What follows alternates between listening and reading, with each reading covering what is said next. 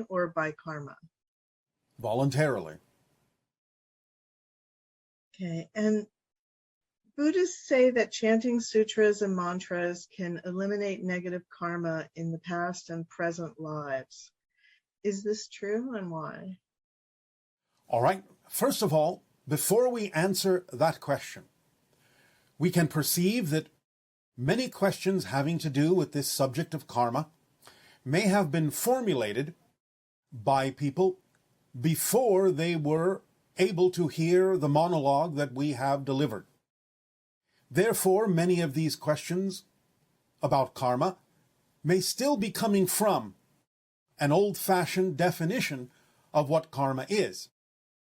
So we will proceed with any such questions in a manner that will relate them to what we have said in the monologue about the actual definition of karma, and show how all of these questions coming from different viewpoints with respect to the idea of the old-fashioned definition can be turned around into a new understanding, a more modern understanding, a more streamlined understanding, thus rendering many of these questions, in some sense, obsolete. Nevertheless, it will be a good exercise to, as you say, drive home the actual definition with respect to many of these questions that may be coming forward from an out-of-date perspective.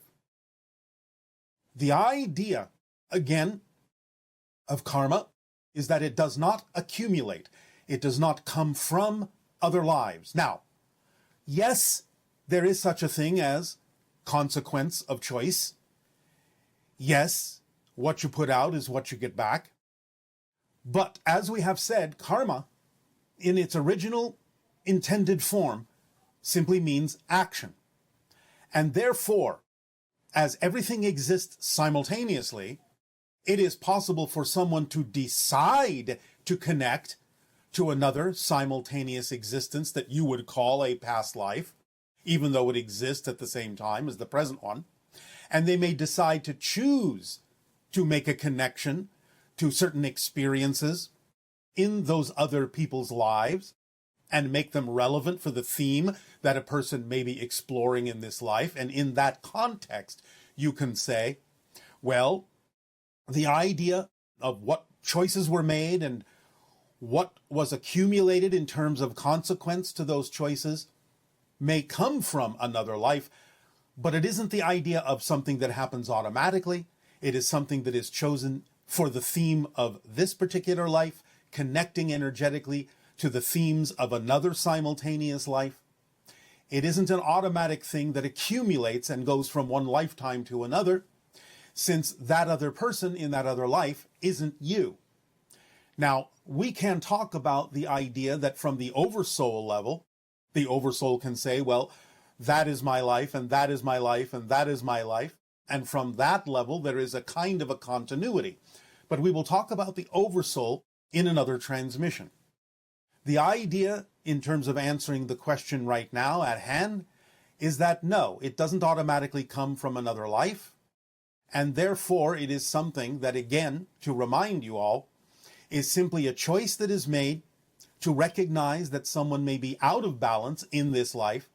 And karma is the ability to take the actions necessary to bring one back into balance, no matter what themes you may be connecting to from other simultaneous lives going on. It's not something that actually follows you in that sense or accumulates upon you from one life to the next, because you only exist in the now. Okay, thank you.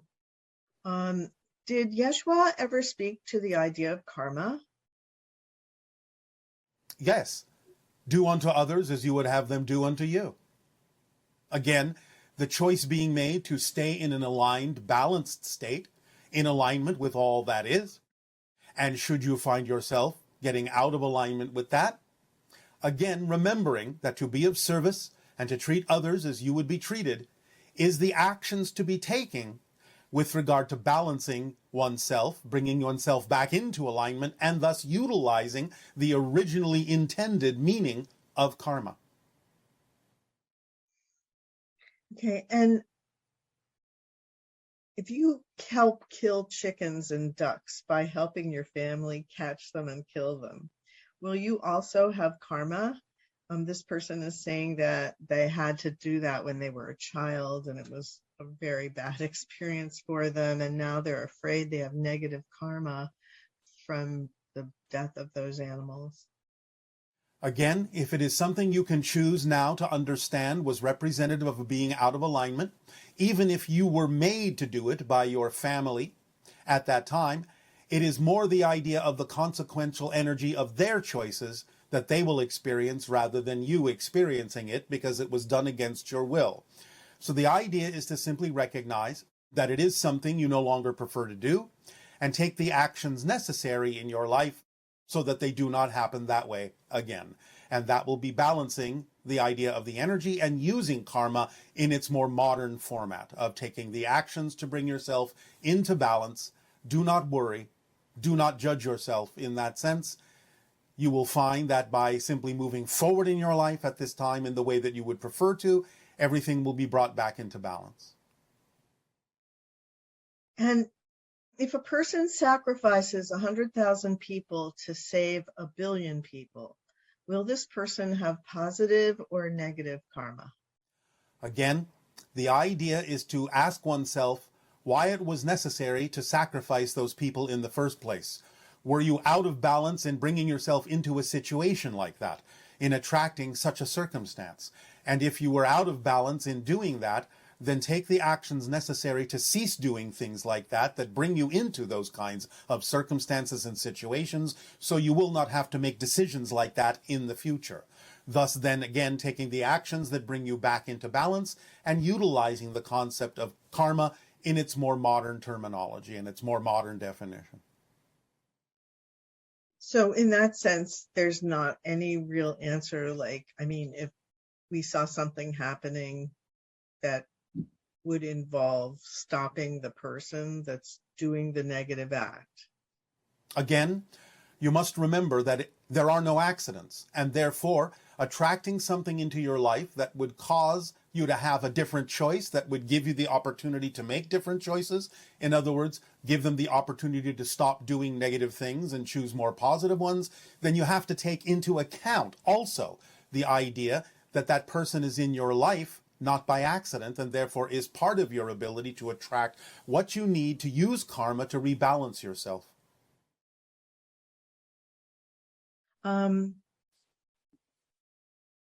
Since time doesn't exist, how does karma work?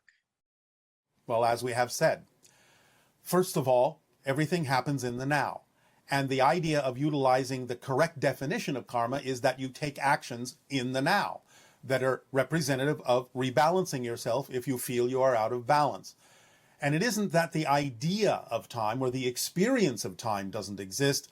It may not really exist mechanically, fundamentally, but it does exist as a side effect, and it is something that you can and do experience. Therefore, still recognizing that everything does exist in the now, using karma in its originally intended definition means you take whatever actions in the present are necessary to bring yourself back into alignment if you feel that you have been out of alignment. And having to do with karma and free will, can my soul agree to solve karma from another life of my soul in my life now without my consent? You are your soul. You have to give yourself the consent to balance yourself by taking the actions necessary to do so in this life, in this experience. So the idea that a negative, I think in the past you may have said that you have to, the soul oversoul balances these things out in terms of between lives even, like one Yes. parallel life will balance out what another one is doing. So does the person that's the personality experiencing one of those lives have a choice about it, or is that a decision that was made at another level of itself and it cannot really negate that? It depends on how connected it is to the theme you are exploring. Because as we have said, the person you are is a theme, is a path. And if it is something you decided to create for yourself, then it cannot be avoided because you established the path as the theme you would explore. However, in general terms, no. Someone doesn't necessarily have to choose to balance the self in any particular life. You can do it in any particular state of being that you happen to be in on the course of your evolution. So it's not absolutely mandatory unless you have made it mandatory for the theme that you chose to be in this life. So it sounds like the better idea is not to look at things that are happening to you from the perspective of, oh, this is happening because I did this in a past life, or I agreed to do it and balance it out here or something. More the idea of just staying in the present and recognizing the connections you're making to other parallel lives are your choice. Yes. Based on what you're attracting and the theme you're playing out. Yes, and remember again, because the original definition of karma is action, which happens in the moment, then in a sense, karma is synonymous with free will. You are making the free will choice to take the actions necessary to maintain balance in your life. That's what karma is. It's not something that accumulates from other times, other places. It is not retribution. It is not something that builds up and then gets you back. It is simply in the moment, the clear, free choice, free will recognition that you may be out of balance with who you prefer to be, and using the concept of action and karma and free will to bring yourself into balance by making choices that are more representative of who you prefer to be. That's all there is to it. It is very important and very crucial, which is why we're having this discussion today, for your society to really start to let go of these outdated and old-fashioned definitions of karma. They only anchor you into patterns and habits that aren't actually real. You are creating from a linear perspective a circumstance that doesn't actually exist in truth. The idea, again, is to bring everything back into present, to take responsibility, the ability to respond for the choices you have made and the consequences therefrom, and then decide, again, with your free will, your freedom to choose what actions to take, what karma to use to bring yourself into the balance you say you prefer to exhibit in your life.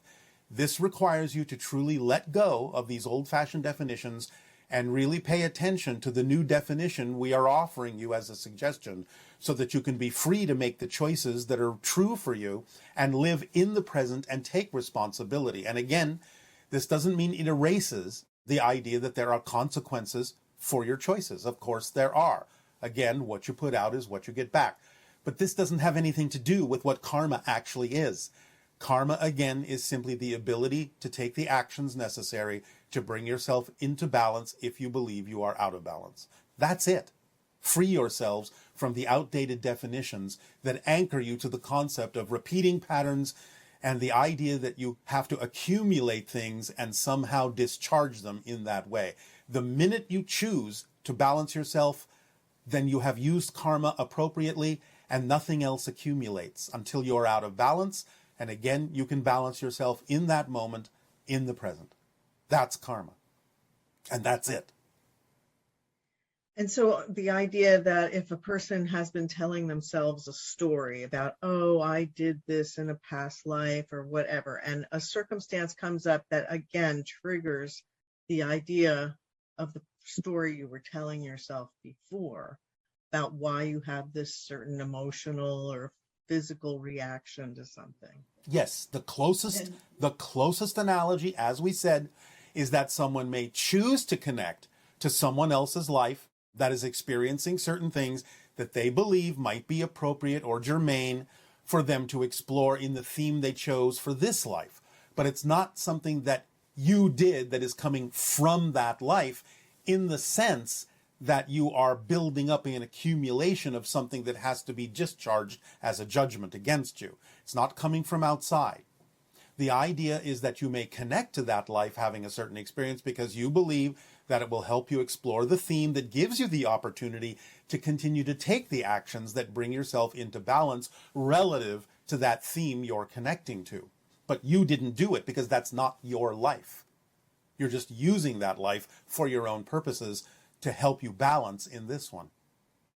So time and time again, it brings you back to stay in the present, recognize all the connections that you're making are Yes. being made from the present. Yes. And that the minute you reinterpret what you were previously believing was something coming from a past life into a choice of whether or not you want to continue to connect with that particular experience, sort of like a library book where you can look at the book, but do you really want to check it out of the library Yes. and experience the consequence of that? Yes. You can use it in the way it was intended for the connection that was made to learn a lesson, to help you explore a theme. But again, it's not karma in the sense that most people on your planet have been thinking of it for thousands of years. You're not anchored, except again in the anchorings you chose to have to explore a certain theme, but you created those. So if you created those connections for your own purpose of exploration, when you've learned the lesson, you have exhausted the theme and you have exhausted the reason to keep that connection going. So this next person's question of, is karma stored in our DNA? Would it be closer to is our theme encoded in our DNA, and the effect of that maybe the stories that we tell ourselves? Yes. And again, instead of saying, is karma encoded in the DNA, it would be clearer and more appropriate and accurate to say, is the theme I'm exploring encoded in the DNA? And can I use karma as a tool to take the actions to help me explore that theme? Yes. So what we're saying and what we're suggesting is start changing the definition of karma from something that is investing you in a certain idea or pattern and start looking at it as a tool to help you explore the theme and keep you on track with that exploration. It's the theme that is represented in the DNA, not karma. That's fascinating. So then the idea of something being unchangeable. Okay, my theme is encoded in my DNA. I'm experiencing opportunities to balance certain energies out by the things that I manifest. Yes. And so is there any aspect of it that is truly unchangeable, or even your theme is changeable? The theme frequencies that are closely connected to your physical reality and in which different kinds of experiences can be had. Of course, you have the physical shell, which you are very familiar with as physical beings having a physical experience, but with a slight shift in frequency, you can experience what we call the elemental shell. And the elemental shell is where you meet elemental beings, elemental expressions of consciousness, such as pukas, fairies, sylphs, silkies, flaming salamanders, and many other representations that elemental consciousness has the ability to present itself in. Now, these shells don't really move outward per se. That's just the way you might experience them a little bit in physical reality from your space-time perspective. They're all right here, like everything is, but they're just slightly different frequencies that are still very strongly connected to physical reality. So by allowing yourself, in whatever way works for you, through meditation, through other exercises, to imagine and ponder and get in touch with the idea of these different frequencies, based on whatever symbols you already understand them to be, you will connect and be able, if you practice, to communicate in different ways with the different forms and expressions of consciousness that can present themselves to you in these different frequency shells. So, as we said, there's the physical, now there's the elemental. Elemental beings are kind of like a part of the overall energy of the earth, but they don't have to necessarily continue in a particular form.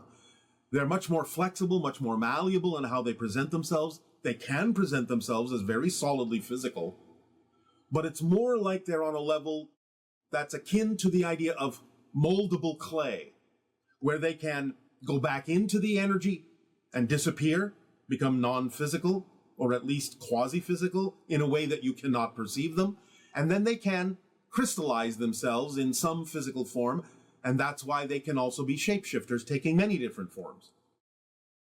So by focusing on whatever affinity you have in a relaxed state, an open-minded state to the elemental shell, and practice this on a regular basis, you can develop more communication, more awareness, more ability to perceive elemental beings, maybe even slightly before they make themselves more solid, because you can extend your senses by following the formula, and that makes you more capable of seeing things that are invisible to you now, but can become visible to you as you extend the sensitivity of your senses. So by interacting with the elementals, you can gain a deeper appreciation and understanding of your place in nature by relating to their place in nature within the elemental shell, and you can become more flexible in your experience of space and time by forming that relationship with the elementals. After that, there is the frequency of the etheric shell, and this is what includes the idea that you typically refer to as the lower astral realm. While that may seem to be the idea of a realm or a frequency or a shell that is completely in spirit, it actually has a lower frequency component that connects directly to physical reality. It's a borderline, a borderland in which spirit beings can also make themselves appear to be relatively solid, or at least to some degree visible. This is where the idea of ghosts reside. So the etheric shell is what allows, in its frequency, a spirit being to lower its frequency to be closer to the idea of the physical shell, the physical frequency, while not completely actually being so. But the lower astral realm, the etheric shell, can allow them to present a representation of themselves as physical, because it's a low enough frequency, close enough to physical reality, for you to be able to perceive them. Especially, again, if you raise your vibration even just a little bit, you can not only perceive the elementals when they make themselves come closer to physical reality vibrations, but also the idea of spirits who may take on the qualities of the etheric shell in the lower astral frequency to make themselves visible and appear very solid and even be touchable to you while still remaining in spirit. It's just that they're using the vibration of the etheric shell to imprint themselves a little bit more into your physical reality experience. Then, beyond the elemental and etheric shells, you have the archetypal shell. This is where consciousness resides and presents itself in kind of a small series of group collectives that represent symbolically different attributes of beings. So it's more of a symbolic representation, but you can still experience many of the representations of consciousness as if they are, in many ways, physical beings, but these are more representative of qualities. So you can create the idea of what you call God or goddess presentations, even angelic presentations. The idea, again, being that they're imprinting themselves in the archetypal shell to represent a certain quality or experience of energy. In other words, examples like motherhood, fatherhood, childhood, or the idea of elemental ideas, not in the same elemental shell, but the idea of the old concepts of elemental ideas. The sun, the moon, water, fire, earth, air. These kinds of things are presented in the archetypal shell, which is a symbolic representation, but can take on physical representations that would be familiar to you. They can look like human beings, they can look like demigods, they can look like the elements themselves, like a fire being, a water being, an air being, an earth being. They can take on many natural qualities to symbolically represent an entirely large concept that builds up the concept of physical reality in components. So you have the idea of, as I said, the earth vibration, the fire vibration, the spirit vibration. these things take on this quality of being archetypal symbols that represent whole entire concepts or directions or qualities of things that are close to your experience of physical reality. Then beyond the archetypal shell, there is the collective shell. And this means simply the collective consciousness of your entire planet, everything on it, not even just humans, but everything on it. The trees, the rocks, the sea, the animals. And it gives you an opportunity to experience your way of connecting to the cosmos while still retaining a connection in a grounded state to physical reality. The collective consciousness has been represented through different beings, through ascended masters and various teachers throughout your history, being that they would tap into that collective and sort of channel it to you. Beings like Jesus, Krishna, Buddha, Vavoka, so on and so forth, Mary. All of these kinds of beings in various forms have been able to tap into the collective of your planet, the higher mind of all of you, so to speak, to bring through information, to share information. But of course, this doesn't mean that each and every one of you can't tap into this on your own. To access the collective information that you may require here and there, now and then, to apply in your lives in a way that allows you to be more balanced, more positive, more powerful, more energetic in your expression of physical reality. So you have these different shells, and there are others, but the ones that go beyond the collective are not as closely connected to your physical reality. They then include the idea of going into spirit, higher dimensions, so on and so forth. And it doesn't mean, again, you can't tap into them, but these shells, the physical, the elemental, the etheric, the archetypal, and the collective, are the ones that are the vibrational levels most closely associated to your experience of physical reality, and on which you rely, whether you know it or not, on which you tap into, whether you know it or not, more often than not, to guide you in life and to experience the connections that you may feel to nature and the collectivity of your entire species and your reality as you experience your journey on Earth. So allow yourself to practice this by opening up in your imagination, whether through a meditation or whatever technique you wish. Even gardening can do it because you're close to the earth and close to nature and start to feel yourself as connected to nature. And even the idea of the cryptic meditations that Willa has delivered to all of you will aid and assist you in getting in touch with the elemental level and maybe even the etheric, because again, physicalized spirits of the lower astral are also part and parcel of the cryptic and nocturnal journeys. Then you can go into parallel realities at another time. But first, gain some insight and gain some familiarity with the etheric shell and the archetypal shell and the collective shell, along with the elemental and the physical. And you will feel more things happening synchronistically that contain and include experiences within those shells, so that you broaden and enrich your experience of physical reality beyond the physical shell, but only into those shells that include the ability to connect to physical reality in a way that serves you best in life, on your path, on your journey of being more of who you truly are. We thank you for allowing us to share this idea with you today. And in return for the gift you have given us of interacting with each and every one of you, we ask now, with your questions and dialogue, how may we be of service to you? It has happened from time to time, though it is not necessarily a theme we completely need to explore. Although as we evolve, in a sense, we become less differentiated in male and female and closer to spirit, which contains no gender and all genders at all.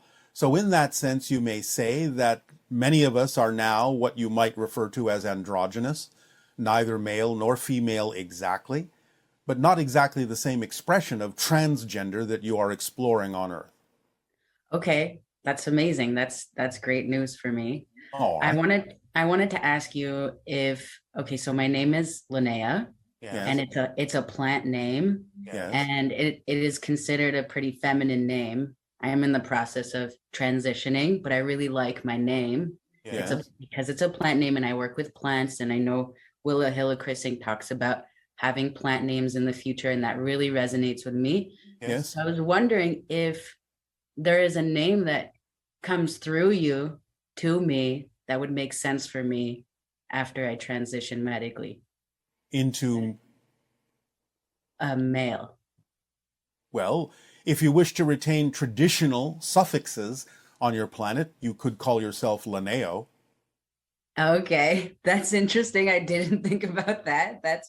That's amazing. Okay. Whoa, that's really interesting. Thank you. You're welcome. Okay, I have another question. Yes. I'm my ancestors are from Lebanon. Yes. Can I ask a question about Lebanon? You may ask. We do not know yet whether we will be allowed to answer, but go ahead. Okay, great. So I have ancestry from that area. That's kind of the only area that I have ancestry from. And when I look at Lebanon, it seems like a place that experiences a lot of challenges and a lot of identity crisis issues. Yes. And I'm wondering, it's kind of hard for me to find information on Lebanon. And I'm wondering if you have any idea of the original people of Lebanon, and if they ever lived harmoniously with the land, and if they ever lived harmoniously with each other. In some ways, yes, but it is an area, as you say, of great challenge and great cycles of exploration. We would suggest, even though it may not be only connected to the idea of Lebanon, if you have not done so already, explore the idea of Baalbek. Okay. And see what comes up for you. Explore, and you mean just research. And not go there? Yes, if you wish. You may ultimately go there, but for now, research is fine. Baalbek. Okay. Okay, great. Can you talk a little bit about, is there any energy point in Lebanon that makes it so chaotic, or is it just what people there have agreed to experience? To some degree, it's what they have agreed to experience, but it is a deeper story than that and a longer story than we have time to express today.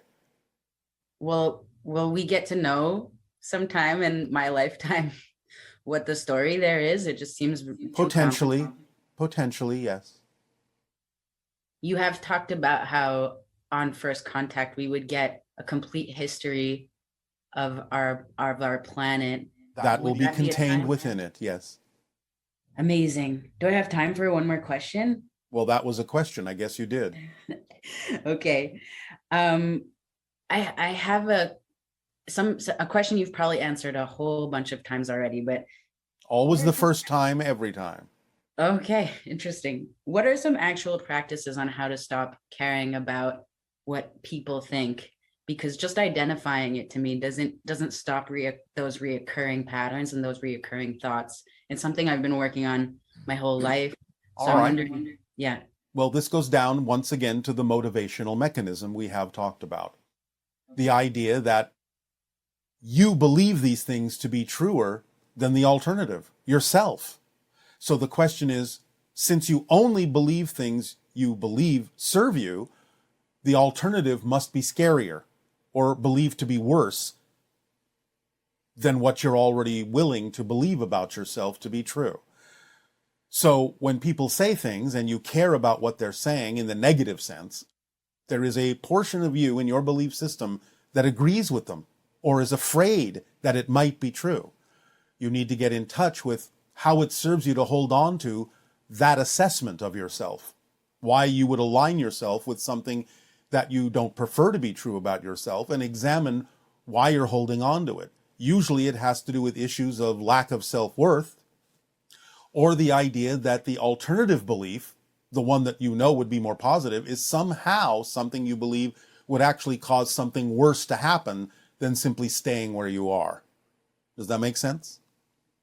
Yeah, I'll have to process that. But the first part really, really struck a chord with me. All right. The motivational mechanism is simply that within your consciousness where you will always move toward what you believe serves you and always move away from what you believe does not. So if you notice that you're holding on to things that don't serve you, like maybe caring too much about what people think of you, not saying you can't take advice from time to time, that's fine, but you get to determine what is true for you. But holding on to things you know are not necessarily preferable and judging yourself in that sense, you have to find out why you would think that that is to your benefit. Okay. Because the idea, again, is that if you believe it is to your benefit to hold on to that concept, that usually means, again, it's an issue of self-worth, or it's an issue that the alternative somehow, because of your belief system, would appear worse, that something bad will happen if you go the other way that you prefer to go. Right. So examine those two probabilities, and you will hit upon what the belief is.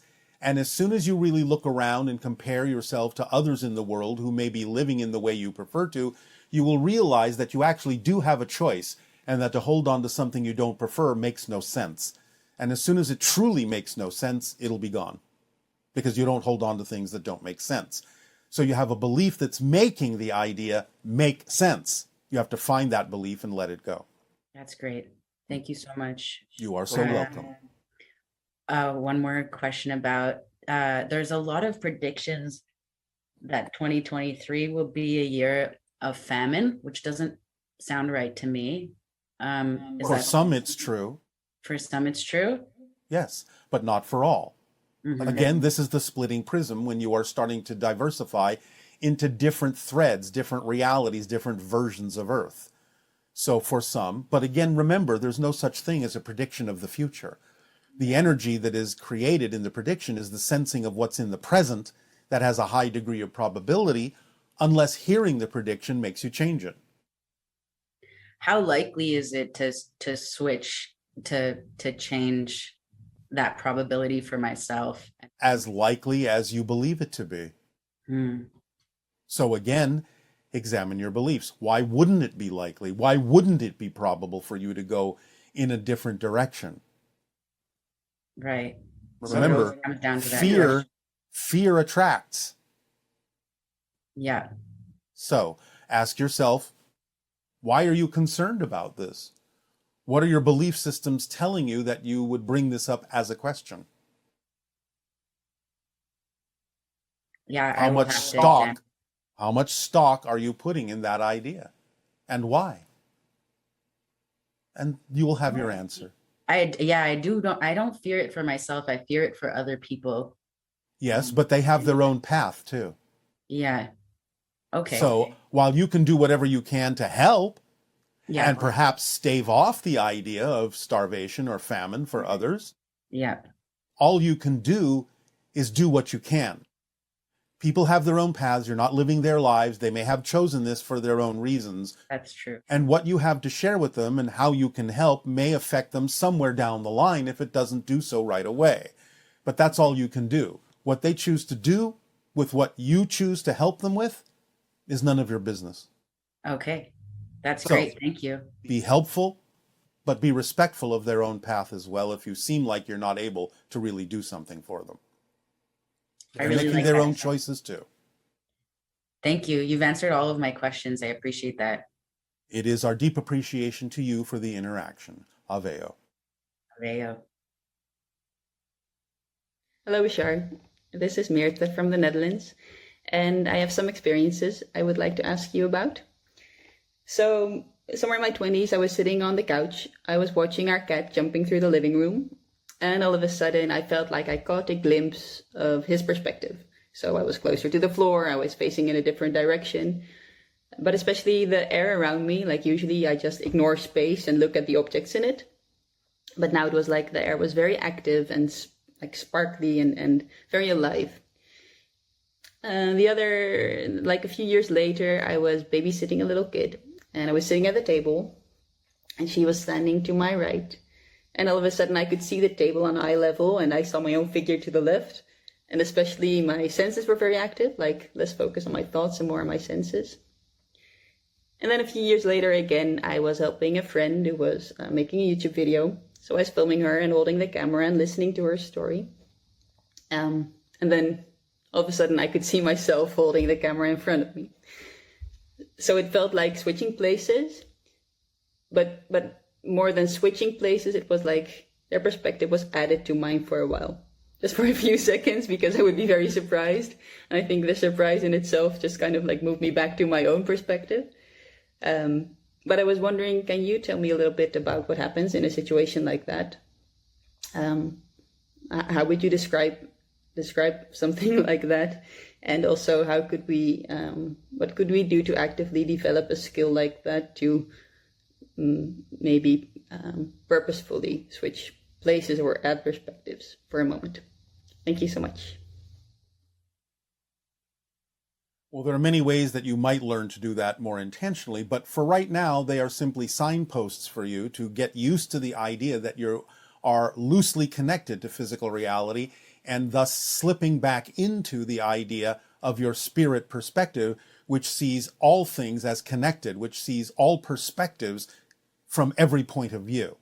So you're kind of practicing going back and forth between the denser physical material world and the less dense spiritual perspective of knowing that you are everything, you are connected to everything, and can perceive everything from everyone else's perspective. So you're practicing back and forth doing that so that you maintain more conscious awareness of your connection to physical reality and know that you are creating it as a projection, as a dream projection of your consciousness. So it's just a process you're going through that you'll get better at. Just keep going, follow the formula. It will expand and it will accelerate. And they are timing, communication, and action. Allow us to elaborate.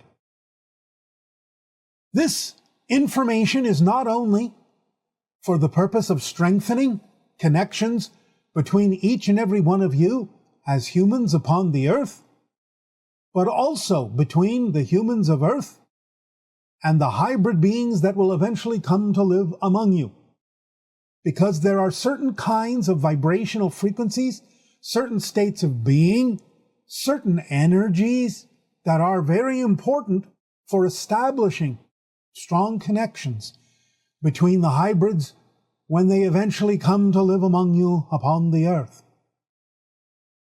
The idea of tapping into timing of communication allows you to begin to be able to sense when the time may be appropriate to establish a connection, looking at all factors, not only in your society, but in their society, looking at the opportunities that come to you through synchronicity to show you when the timing is more appropriate than other times, to not be too eager, to not be too desperate, to allow yourself to relax into the flow of the timing that is essential for clear connection and communication between you and the hybrid beings.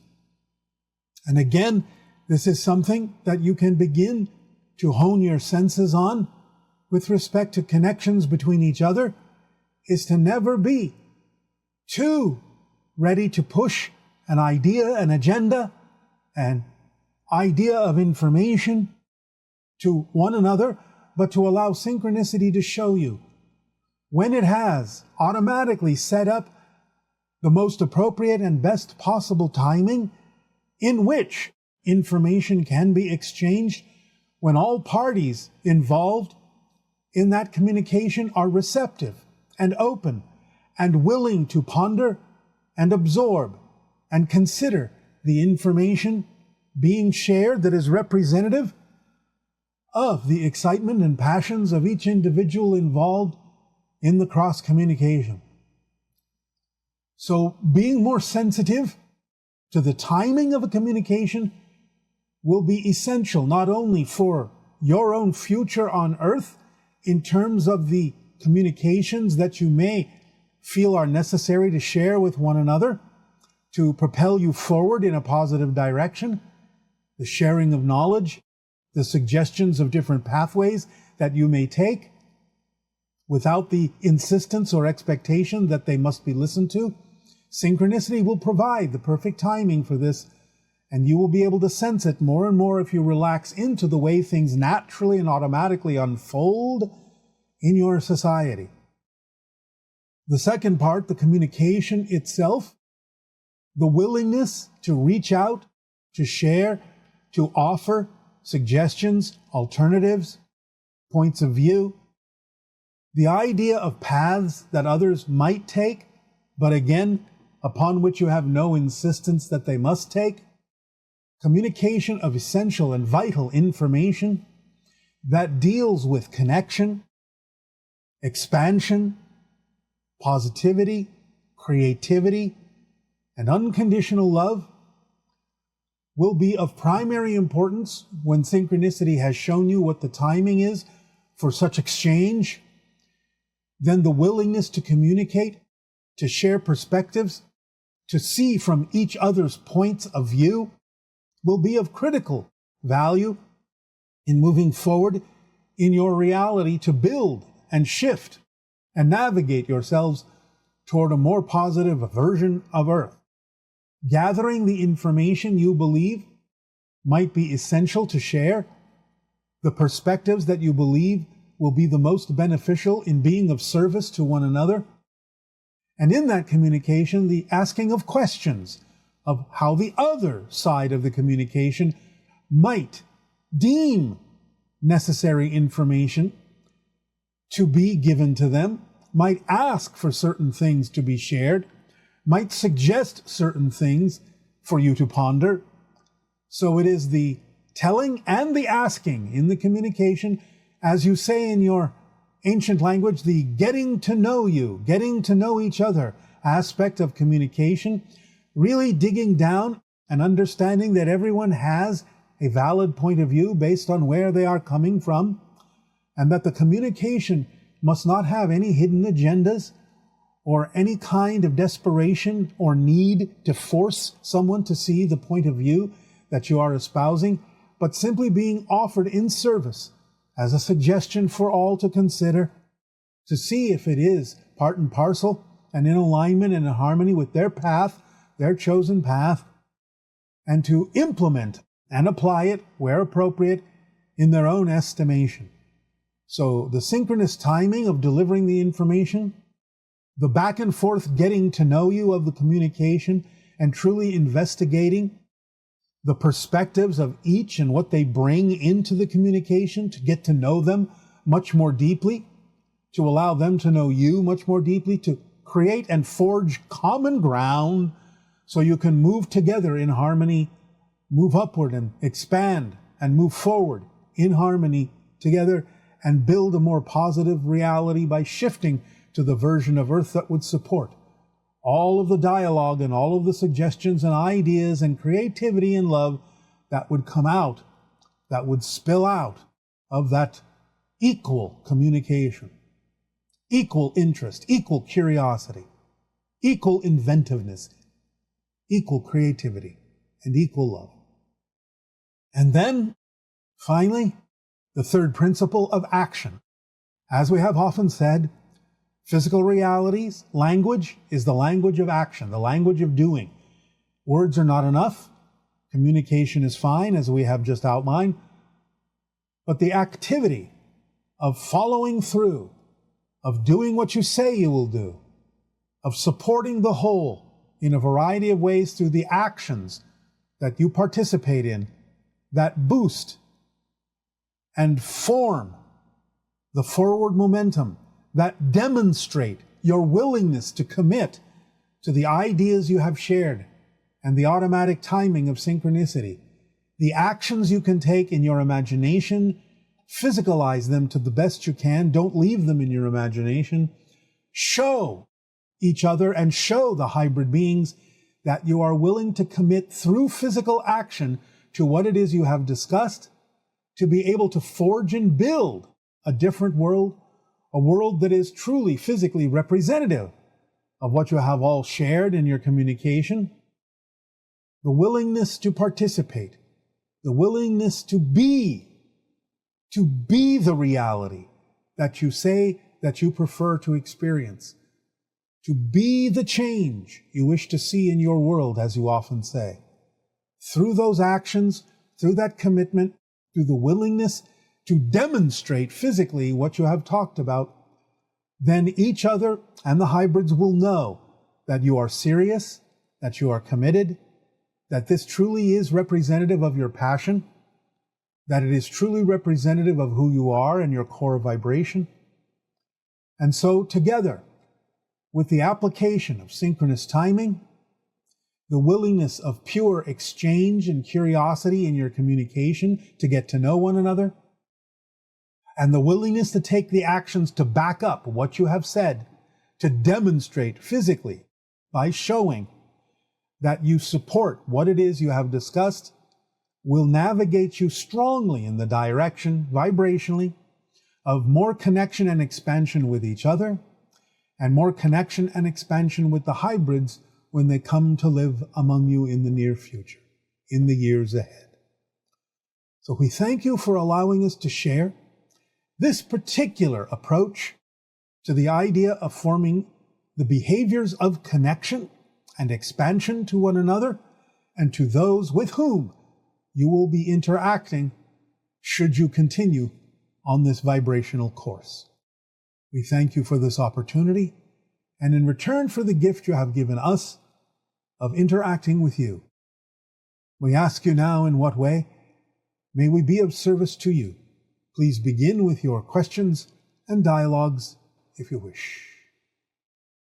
I think this is fair. And you've taught us that everything changes in this world except for the laws. So I want to know, how can we, as a collective, change this in this lifetime? Thank you so much, Bashar. Goodbye. By broadening your definition of abundance and not focusing so much on the idea that money is the only form of it. Because the idea is that if you equalize all forms of abundance, such as being given a gift, such as having something to trade, such as imagination, such as communication, such as synchronicity, then you can allow whatever form of abundance, including the idea of money, as one representation of it, to come together in whatever amounts and percentages they need to form the 100% abundance that someone needs to continue to act on their excitement. But because there's been such a high degree of focus on money being the only really valid form of abundance on your planet, then you have this apparent unfair inequality. But it only seems that way because you're only focusing on one aspect of abundance. Remember, abundance is simply the ability to do what you need to do when you need to do it. And there are many ways to allow that to happen. So when you start to relax and expand your definitions of abundance, you will find that you can be equally abundant to anyone you're calling the 1%, as long as you have the same capacity to do what you truly need to do when you need to do it.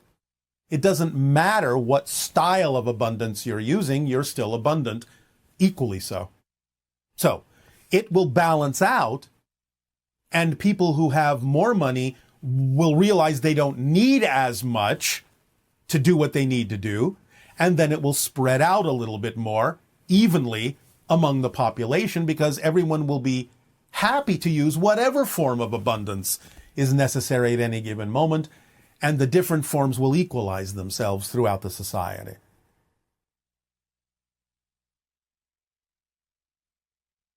Hello, hello. And good day, good day. Oh, it's so exciting. Hi, Bashar. Hi, thank you. All right, thank you. Please proceed with what you would like to discuss. Oh, I'm so excited to talk to you about the formula. Yes, please go ahead. So first, I'd like to confirm that my definition is the one that you'd like us to be working with. All right. Then I'd like to share the process I've been using to sort of reverse engineer it and apply it for myself. All right. Okay. So as I understand it, the definition of formula is to act on my highest excitement to the best of my ability without any insistence on a particular outcome, and stay positive and stay in a positive state. All right. Generally, yes. Okay. So the funny part about this for me is if I'm following the formula and being in the flow, I'm not even thinking about it. I'm just in the flow. Yes, and exactly. Exactly. So then there are the times when, if I'm either a little neutral or maybe a little negative, kind of a little like thoughts are a little less cohesive or whatever, that's when I reflect on, that's when I reach for the formula to get back into the flow. Yes. Also, remember, those moments are not just about going ahead blindly, but the idea of recognizing why something may have shifted in your vibrational state and getting in touch with the belief system that may have caused the shift. Remember, the tools that come along automatically with the formula, one of which being the reflective mirror that may reveal to you as you are flowing what within you as a belief isn't allowing you to flow. So the very idea of discovering some belief within you that is not representative of your excitement is part of your excitement. And therefore, it's not about just rushing forward, but staying with it and investigating the belief system that brought it up, because that's the whole point of that moment. Right. I think I get that. I think All right. but I want to explain the process to get, I've been enjoying it and feels successful, but maybe there's some more insights. Just like what you just said, there's might be some more in it for me. So all right. I've sort of reverse engineered it, because if I'm feeling a little neutral, or when I get that reflection that is, sort of disrupts the flow, the word act in the beginning of the formula feels like a big, because I'm like, am I acting on my high? The answer is no. So what I did to soften it for myself is I actually begin with the sort of end in mind. I go to the staying in a positive state. Yes. And so I start at the end and I get myself in a positive state. I sort of soothe myself. I remember everything's here to serve me. I'll take a more detailed look at it now about the beliefs now with that reminder. Yes, in a sense, looking at the belief is part of the formula, but the idea is that the formula is a circle, no beginning and no ending, so you can start anywhere within it. Okay, that is so exciting. That's wonderful confirmation, because I've been using it like remaining positive, because then the without insistence part, yes, for me, if I feel I should do something or I need to do something, that feels like, it's often, I think I need to do this to get that. You're making it conditional, in other words. Yes. Yeah. Right. And that doesn't feel good. That feels like insistence. And so I back off it. Yes. It can. So I've been backing off of it. And then I return back to that remaining